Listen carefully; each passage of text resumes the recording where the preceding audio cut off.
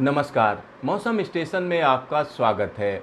देश के अलग अलग हिस्सों की बात करें तो इस समय कमज़ोर मानसून की स्थिति है, यानी देश के एक बड़े इलाके में इस समय बारिश नहीं हो रही है। जुलाई का महीना है और ऐसे में मानसून का कमज़ोर हो जाना कहीं ना कहीं लोगों के लिए चिंता की बात बन चुकी है। तमाम किसान बाट जोह रहे हैं कि कब झमाझम बारिश होगी। तो आइए हम आपको बताते हैं कि अगले 24 घंटे में क्या हो रहा है, इस समय देश के अलग अलग हिस्सों में क्या स्थिति है। तो इसके लिए सबसे पहले नज़र डालते हैं सैटेलाइट इमेजरी क्या कह रही है। तो यहाँ पर आप देख सकते हैं कि पिछले कुछ घंटों की सैटेलाइट इमेजरी को हमने आपके लिए एनिमेट किया है कि किस तरीके की स्थिति है। तो यहाँ पर आप देख सकते हैं, अगर हम क्लाउड की बात करें या बारिश की बात करें तो एक हिस्सा हम कह सकते हैं कि वो है जहाँ पर हल्की फुल्की बारिश हो रही है। तो इसमें छत्तीसगढ़ है, साथ ही साथ हम कह सकते हैं बिहार का उत्तरी हिस्सा है, और इसके अलावा देखें तो झारखंड के कई इलाकों में बादलों की आवाजाही है। और इसी के साथ पूर्वोत्तर भारत में हम कह सकते हैं बादलों की धमाचौकड़ी जारी है। दूसरी तरफ अगर हम देखें तो यहाँ पर एक कमज़ोर वेस्टर्न डिस्टर्बेंस का असर दिख रहा है, जिसका मुख्य असर पाकिस्तान पर दिख रहा है, लेकिन उसकी वजह से दिल्ली एनसीआर समेत पंजाब हरियाणा के कई इलाकों में पिछले 24 घंटे में वेदर एक्टिविटी देखी गई। लेकिन अगले 24 घंटे के बारे में कहा जा रहा है, चाहे वो पश्चिमी उत्तर प्रदेश हो, मध्य प्रदेश हो, या गुजरात के इलाके हों, या राजस्थान के इलाके हों, पंजाब के इलाके हों, इन इलाकों में कोई ख़ास वेदर एक्टिविटी नहीं है। यानी जुलाई के महीने में यहाँ पर बारिश होने की संभावना काफ़ी कम है। और यही वजह है, चाहे वो मध्य प्रदेश के सोयाबीन किसान हो, या हम कह सकते हैं कि राजस्थान के किसान हो, या पश्चिमी उत्तर प्रदेश की गन्ना बेल्ट के किसान हो, या यहाँ पर जिन्होंने धान की बुआई की है, वो सारे के सारे चिंतित हैं। हरियाणा की बात करें तो हरियाणा में भी यही स्थिति है, और इसी के साथ पूर्वी उत्तर प्रदेश में भी हम कह सकते हैं कि चाहे वो धान किसान हो या गन्ना किसान या दूसरे किसान जो दूसरी फसलें बो रहे हैं, उन सब के लिए चिंता बढ़ गई है। लेकिन इस चिंता का निदान जल्द ही होने जा रहा है। आखिरकार ऐसा क्यों हुआ, किस वजह से हुआ कि मानसून कमज़ोर पड़ गया? मानसून कमज़ोर पड़ने के पीछे जो मुख्य वजह है वो इंडियन ओशन डायपोल का हम कह सकते हैं कि निगेटिव हो जाना। निगेटिव का मतलब हुआ कि अरब सागर का तापमान ज़्यादा है, बंगाल की खाड़ी का कम है, लिहाजा मानसून की करंट को सपोर्ट नहीं मिल रहा है। दूसरी तरफ की अगर हम बात करते हैं तो भूमध्य रेखा यानी विषुवत रेखा से आ रही मानसून की हवाओं की रफ्तार कुछ कम पड़ी है। इसकी वजह से मानसूनी हवाएं दक्षिणी प्रायद्वीप को पार करके फिर से बंगाल की खाड़ी से नमी उठाकर उत्तर भारत की तरफ नहीं आ पा रही हैं। इस वजह से ये स्थिति बनी है। लेकिन मौसम विभाग का कहना है इस स्थिति में बड़ी तेज़ी से बदलाव होगा, और ये बदलाव 8 तारीख के बाद से नज़र आना शुरू हो जाएगा। तो आइए हम आपको दिखाते हैं कि किस तरीके के विंड सर्कुलेशन है और स्थिति क्या है। तो यहाँ पर सबसे पहले हम आपको दिखाते हैं कि किस तरीके की स्थिति है। यानी ये सरफेस विंड जिस तरीके से चल रही हैं पिछले कुछ घंटों में, उसकी एनिमेशन है। यहाँ पर आप देख सकते हैं कि ये मानसून का फ्लो है एक तरीके से, लेकिन इसकी रफ्तार थोड़ा कम हुई है।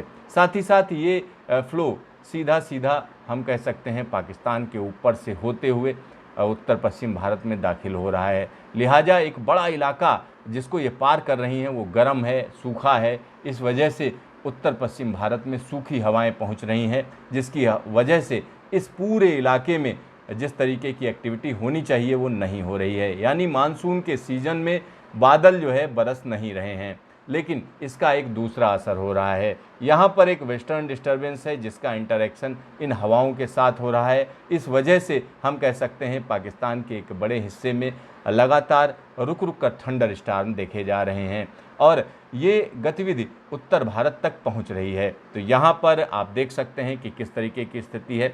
लेकिन मानसून के फ्लो को अगर हम देखें तो इसका जो डायरेक्शन है वो साउथ वेस्ट मानसून की डायरेक्शन नहीं है, बल्कि यहाँ पर हम नॉर्थ वेस्ट डायरेक्शन से ये हवाएं पहुँच रही हैं। लिहाजा इसमें बहुत ज़्यादा बारिश की संभावना नहीं है, और ये हवाएं पार करके श्रीलंका के ऊपर से होते हुए बंगाल की खाड़ी से सीधा पूर्वोत्तर भारत पहुंच रही हैं। वहां से ये तराई वाले इलाके में पहुंच रही हैं, और साथ ही साथ नेपाल के हिमालय में पहुंच रही हैं। लिहाजा नेपाल में रह रहकर बारिश हो रही है, साथ ही साथ तराई के कुछ इलाकों में बारिश हो रही है, उत्तरी बिहार में बारिश हो रही है। इस वजह से ये कहा जा रहा है।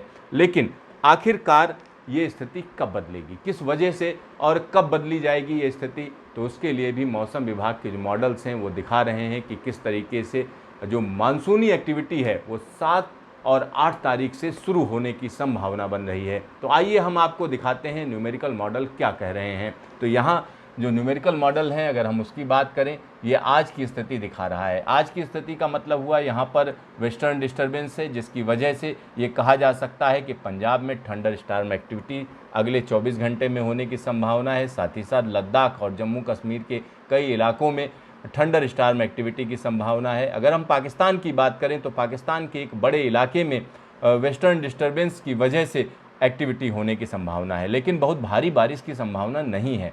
पाकिस्तान की अगर हम बात करें तो यहाँ पर मानसून की वजह से बहुत ज़्यादा बारिश नहीं होती है, यानी मानसून इनके पास जब पहुँचता है तो बड़ा रूखा सूखा हो जाता है।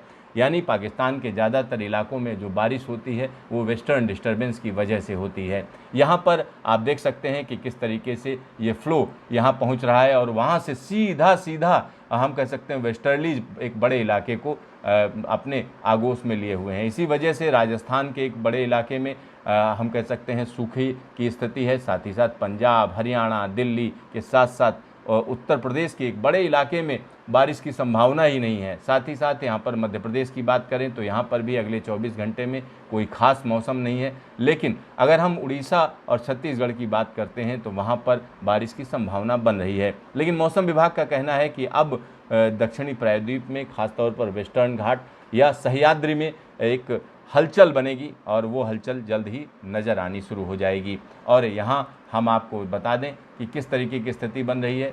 अगर हम अगले 48 घंटे की बात करें तो ये हम कह सकते हैं वेस्टर्ली और स्ट्रांग हो जाएंगी, यानी उत्तर पश्चिम भारत के मैदानी इलाकों में अभी फ़िलहाल बारिश की संभावना नहीं है। अगले 2 दिनों तक बारिश की संभावना नहीं है, लेकिन वेस्टर्न डिस्टर्बेंस अपनी करामात दिखाएगा। करामात कहाँ दिखाएगा? लद्दाख और जम्मू कश्मीर के इलाके में।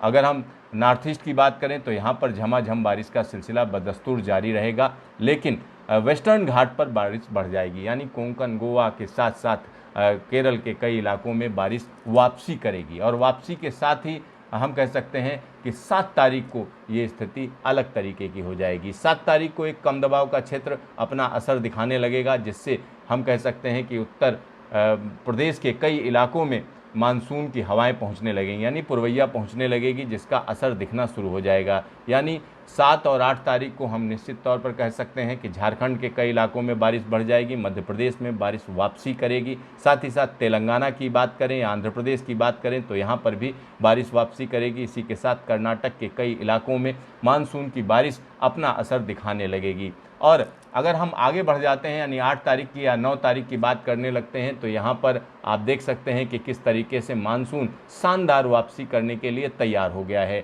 यानी दिल्ली तक हवाएं पहुँचेंगी, यानी दिल्ली और आसपास के इलाकों में भी मौसम बदलेगा। और यहाँ पर निश्चित तौर पर कहा जा सकता है कि अगर हम 9 और 10 तारीख की बात करें तो दिल्ली और आसपास के इलाकों तक मानसून पहुंचने की संभावना बन जाएगी। अगर हम 11 और 12 तारीख की बात करते हैं तो एक कम दबाव का क्षेत्र पूरी तरीके से बनेगा, जिसकी वजह से मानसून का फ्लो उत्तर भारत में अपना असर दिखाएगा। और ये जो बारिश है वो हम कह सकते हैं हिमाचल, उत्तराखंड के साथ साथ दिल्ली और आसपास के इलाकों में भी अपना असर दिखाएगा, मध्य प्रदेश में भी अपना असर दिखाएगा और महाराष्ट्र के विदर्भ और मराठवाड़ा में भी बारिश वापसी करेगी। और इसका असर अगर हम 11 और 12 तारीख की बात करें तो निश्चित तौर पर दिल्ली के साथ साथ पश्चिमी उत्तर प्रदेश, उत्तराखंड और हिमाचल और पंजाब के इलाकों में भी देखा जाएगा। तो ये एक हम कह सकते हैं कि मानसून एक खास तरीके से वापसी करेगा।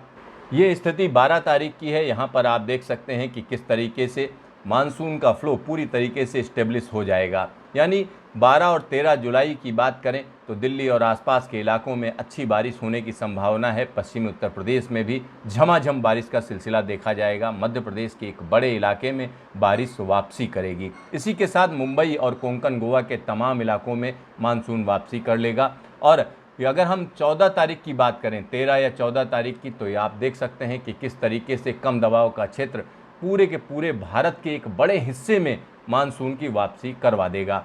और इसी वजह से मौसम विभाग कह रहा है कि 12 तारीख के बाद देश के एक बड़े हिस्से में मानसून वापसी करेगा और इसका असर ज़बरदस्त तरीके से देखा जाएगा। यहाँ आप देख सकते हैं कि किस तरीके से ये हम आपको जो दिखा रहे हैं वो 14 और 15 तारीख का फ्लो दिखा रहे हैं, जिसकी वजह से मानसून ज़बरदस्त तरीके से वापसी करेगा। तो निश्चित तौर पर ये कहा जा सकता है कि मानसून की वापसी होने में अभी वक्त है, लेकिन जब मानसून वापसी करेगा यानी 12 तारीख के बाद जब मानसून तेज़ी पकड़ेगा तो देश के एक बड़े इलाके में झमाझम बारिश देने की संभावना बन जाएगी। तो देखते रहिए मौसम स्टेशन, फिर मिलेंगे दोबारा।